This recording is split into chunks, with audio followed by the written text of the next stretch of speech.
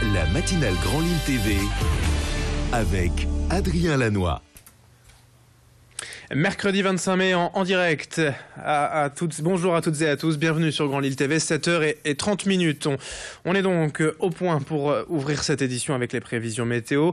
Après la dissipation des nuages matinaux, on devrait profiter du soleil aujourd'hui avec de vraies belles éclaircies annoncées, les températures en hausse jusqu'à 18 degrés cet après-midi. Mais la une de l'actualité, vous le savez, c'est bien sûr la colère sociale qui se poursuit partout en France et dans la région, même si plusieurs sites bloqués ont été évacués hier et ce matin par les forces de l'ordre. On y revient dans un instant. Hier, les salariés d'une centrale nucléaire près de Troyes ont également voté la grève et la CGT a dans la foulée appelé les salariés d'EDF à une journée d'action demain dans l'ensemble du pays avec pour but la baisse de la production d'électricité. De son côté, la SNCF annonce aujourd'hui un mouvement de grève. Dans la région, 7 trains régionaux sur 10 en circulation, mais un trafic quasiment normal pour les TGV, TERGV et trains intercités. Comme d'habitude, toutes les infos sur sncf.com. Du côté des routes, il est toujours aussi difficile de trouver du carburant dans la région. Les stations-service sont ravitaillées une par une, mais les stocks s'épuisent assez vite. Chacun se rue à la pompe dès qu'il y a du carburant. La situation reste assez tendue même dans certains territoires. Sachez toutefois que plusieurs blocages ont été levés hier et dans la région. Le site de Douchy a été évacué tôt ce matin par les CRS. L'union locale de la CGT de Valenciennes et plusieurs membres du syndicat solidaire tenaient encore leur position depuis jeudi dernier, mais les forces de l'ordre sont intervenus à 5h ce matin.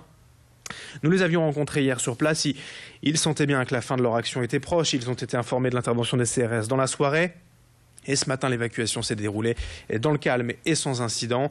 Sur place, le nettoyage du site a donc débuté.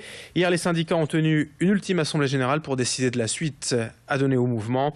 Alison Pelletier était à leur côté hier après-midi. Je vous propose d'écouter donc le sentiment d'un des élus locaux de la CGT. S'ils débarquent, on a discuté, on fait des assemblées générales, on discute entre nous. C'est pas un baroud d'honneur non plus.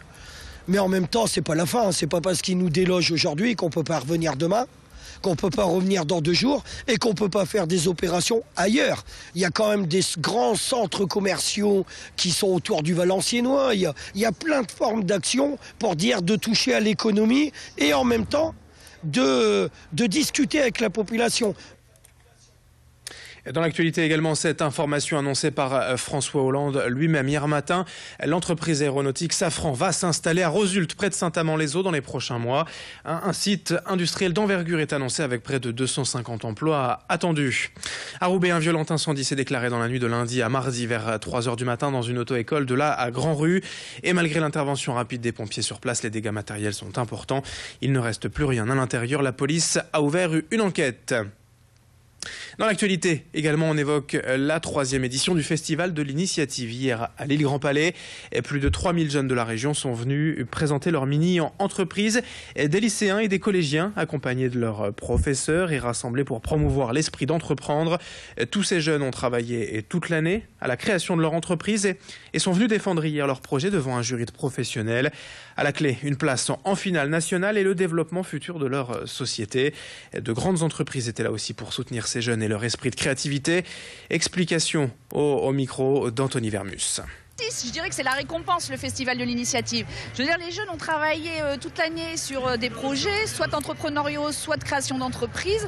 Et en fait, le Festival de l'Initiative, c'est la synthèse, si je puis dire, de leur année, puisque ici, ils vont passer leur jury, ils vont pouvoir exposer, je dirais, leur production et se voir remettre des prix si, effectivement, ils ont gagné les différents concours qui s'organisent sur le festival. 7h34 en direct sur Grand Lille TV, on enchaîne dans ce journal avec les images de la visite il y a quelques jours à Dunkerque d'un bateau-école de la Marine nationale. Le cormoran s'est ouvert à une dizaine d'élèves en bac pro option marine pour qu'ils puissent rencontrer les marins et échanger sur le métier, leur engagement et l'aspect technique du bateau. Ils ont découvert les lieux de vie, les moyens de communiquer et de se diriger à travers un parcours découverte. L'option marine est aujourd'hui proposée dans 5 lycées de la région, dont un à Roubaix, et permet aux jeunes d'être suivis par des conseillers d'orientation et de découvrir la vie d'un marin. Une fois leur bac en poche, ils pourront ainsi facilement intégrer la Marine nationale. Le centre de recrutement des armées, le CIRFA, prépare déjà la rentrée prochaine de cette option avec aujourd'hui 75 candidatures déjà déposées. Explication avec l'un de ses élèves au micro de Clotilde Le Guévac. Je suis le parcours normal, entre guillemets, d'un bac pro électrotechnique, j'apprends tout ce que les autres apprennent, sauf que en plus j'ai ce privilège entre guillemets d'être suivi par les équipes de la Marine nationale. Donc ils viennent souvent nous voir, ils nous proposent plein de choses pour à la fin que dès qu'on ait notre bac, on puisse intégrer la Marine nationale. Être marin, c'est pas un métier comme les autres, c'est représenter la France déjà. C'est être fier de ce qu'on est, d'être français, tout ça. L'info sport également en basket en Pro B, le match aller des quarts de finale des playoffs d'accession hier et défaite de justesse de Lille,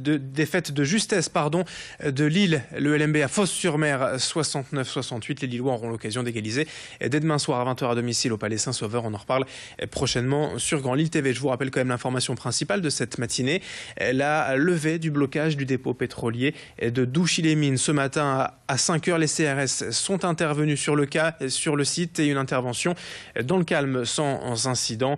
Le nettoyage du site pétrolier a donc déjà débuté ce matin. 7h36 en direct en ce mercredi 25 mai. Dans un instant, les prévisions météo et l'infotrafic.